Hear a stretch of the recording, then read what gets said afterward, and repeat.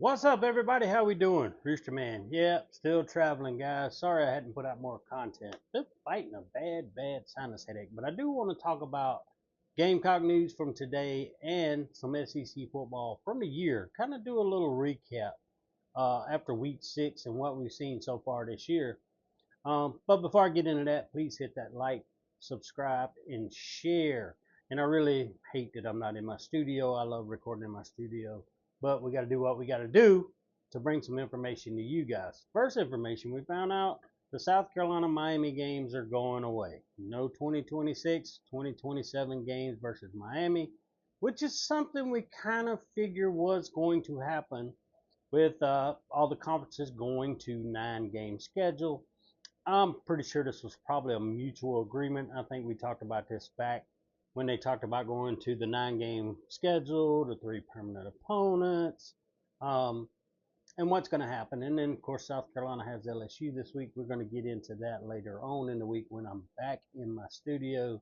I want to do a good breakdown of LSU, but of course, the trash talk has already started.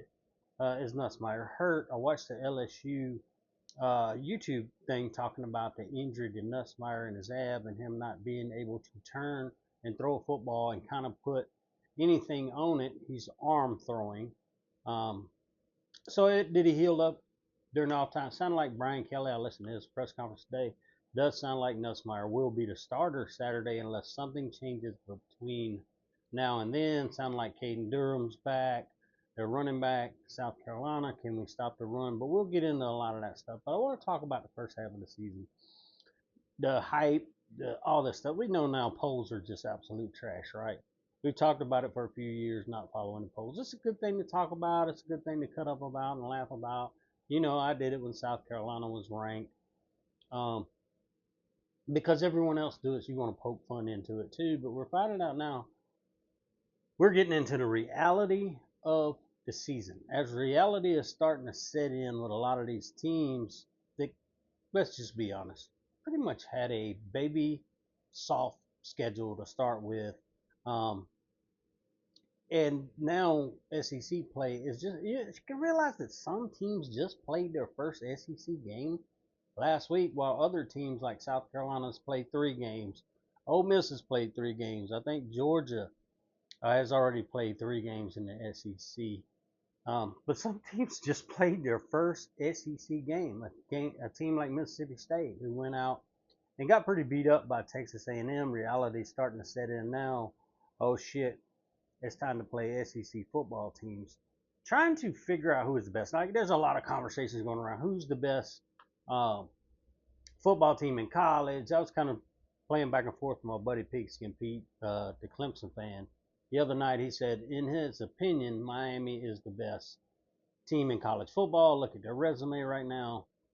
Right now, yeah, you probably make, if that's your opinion, you could say Miami. I mean, can you really argue with his opinion on that? No, I was just trying to give him some shit. But I could look for an example of Texas Tech and make the same argument that, hell, they've blown out everybody they played. Maybe not to the caliber of team that Miami's beaten, but no one's come close to really beating them. They went out to Utah and beat Utah in Utah. So, I mean, there's a lot of opinions out there right now. Who's the best college football team? Who's playing? Who's the best team in the SEC right now? You say it's Ole Miss. They're 3-0. Um, with I mean, Ole Miss beat Kentucky. They beat LSU. LSU without Caden Durham, without, well, I guess with Nussmeier getting hurt, they lost their starting wide receiver. That's how, you know what? You go out and win football games. Injuries are going to happen in football. It's about taking care of business. Ole Miss is taking care of business, 3-0. What is Texas A&M? Do we have a real answer on what Texas A&M is? They have a win over Notre Dame, just beat Mississippi State on the year. But who's the best team? Alabama, you would say, has the best resume or the best wins. As of right now, if you look through the SEC, Alabama has 2 ranked wins, Georgia and Vanderbilt. Now, where does Vanderbilt go from here? Their schedule gets tougher too, but they're 1-1 in the league. Uh, hard to say, man. If you look at these teams play, and that's what I kind of noticed. Alabama runs uh, a mix of spread type where they have four wide receivers on the field. They spread you out. Then all of a sudden they'll come back within the hashes. They'll spread you out. Then they come back within the hashes.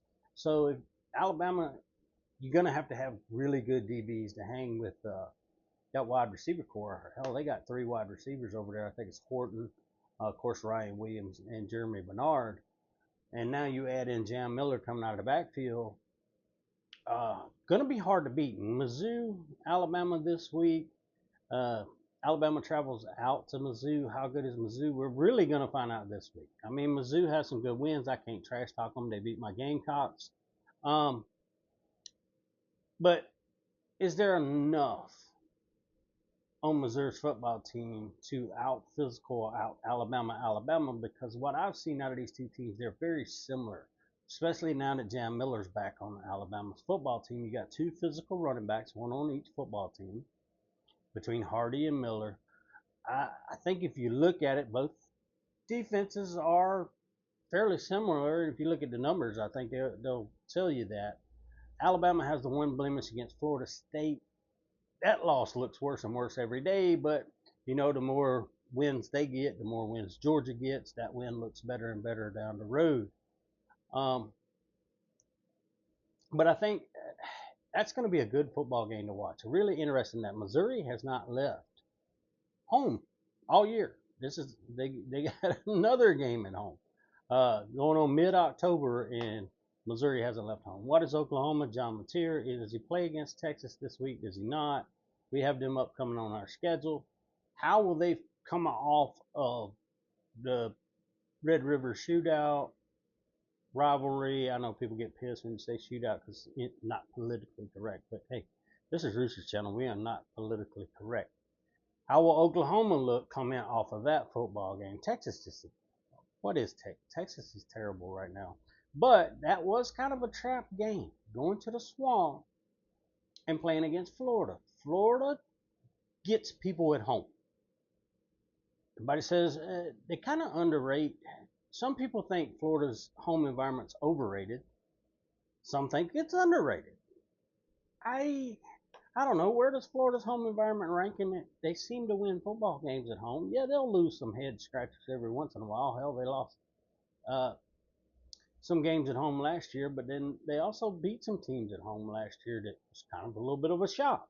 So beating Texas, Arch Manning, everyone keeps saying he's playing bad, but then I've also heard his shoulder. We've heard that off and on all season. Is Arch Manning really hurt? Is there something really in his? Look, if these coaches are playing these kids hurt, same thing with Nussmeier playing for LSU this weekend. If you are a coach and you're playing with these kids' future, and you got them out there playing, knowing that they're fighting an injury that could cost them down the road in their career, y'all got to look at yourself in the mirror, man, on what's more important: winning football games or looking out for these young men that you recruited and their parents handing them over to you and say, hey, take care of my son. So you got to look at yourself. Tennessee, what is Tennessee so far this year? They're 1-1, lost to Georgia. They look good. Offense looks good. Secondary's a little sketchy, but I get it. They have some guys hurt. Tennessee's got a hard out for anyone to beat them. You're going to have to beat them, and you're going to have to beat them all four quarters. They're not going to quit coming with that offense that they run. I mean, Arkansas, I feel bad for Sam Pittman kind of getting, losing your job that early in the season. I think he was blackballed out of there. I don't care what anybody else thinks. I think Bobby Petrino kind of blackballed him out. You put a job in the hands of the offense coordinator and he's supposed to run your offense. I get it. There is nothing Sam Pittman can do about his guys fumbling the football, like the Memphis game, and you fumble there inside the 10-yard line. There's not you can teach kids not to fumble, but you can't go out there and hold the ball for them during a football game, and it costed him and it cost him his job. I think Sam Pittman will rebound, come back.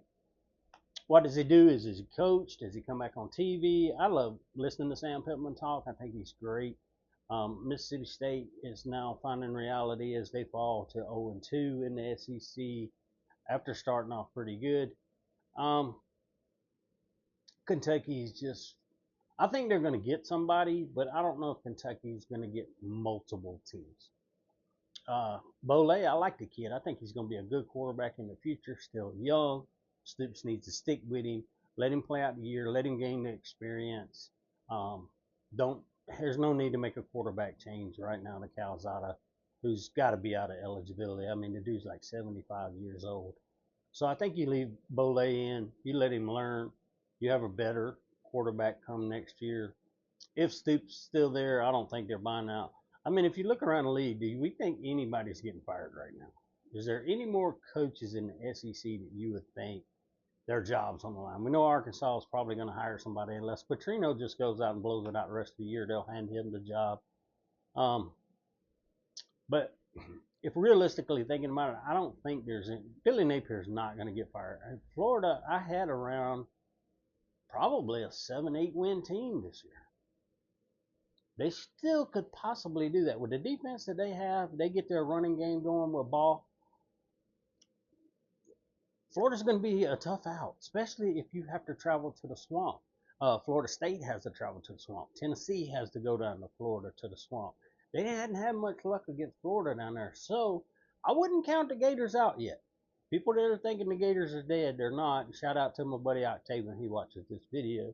Uh, But I don't think Florida's dead yet. And actually, right now, if you looked at the way this league's going, I don't think anyone's dead. I think there's some teams that can still get some of these better teams. Injuries are going to come into play. Depth is going to come into play. There's a lot of things that's going to happen in the second half of this season that are going to affect a lot of football games. You know, it don't take much, just your starting quarterback, to go down. Look at Oklahoma. Is Mateer going to play against Texas? Question still out there. Is Nussmeier really going to play this week, or is this some kind of ploy by Brian Kelly, some type of mind game? These kind of things are going to happen, and that's all it takes. It tells you your experienced quarterback, and you have to start putting a young guy in there. What's that going to look like? What happens to your football team when that happens? But anyway, I appreciate you guys hanging out. I just want to do kind of a quick recap. I mean, honestly, I don't think any team's completely dead yet as far as like still competing and beating some good football teams in this league. Uh, there's going to be a couple there's going to be more trap games coming. I'm hoping South Carolina's one of those for Alabama. Alabama's coming off of the third weekend of October against Tennessee. They have to travel to Williams-Brice Stadium. Oklahoma, got to play Texas. I mean, we have to play LSU, but we're going back home. Those guys have to travel to us. So maybe can South Carolina turn around what they did do this 2 weeks? We're going to get into that later in this week, too. But just kind of wanted to touch on the SEC. You guys tell me if you think there's any teams that's really completely dead. I mean, if you look at can they win the SEC, there's a lot of teams that's probably not going to do it by looking at their future schedule and where they currently are. But can they hurt some other teams from winning the SEC? And we'll see how that works out. It's going to be fun, man. It's been a bipolar season. That's what I keep saying. Depends on who you think can win these games. Like I said, you got to watch your depth. You got to watch injuries. These are all kind of Captain Obvious things that's going to affect the rest of the season. But I mean, we now know these polls are just a travesty to even pay attention to. But I want all you guys to have a wonderful rest of your evening. I'm going to go try to take something to get rid of this bad migraines I had. I mean, I had one that was really, really bad. It kind of made my head hurt for 3 days last week, and still fighting it, man. It's that time of year. Everything's changing down here in Florida.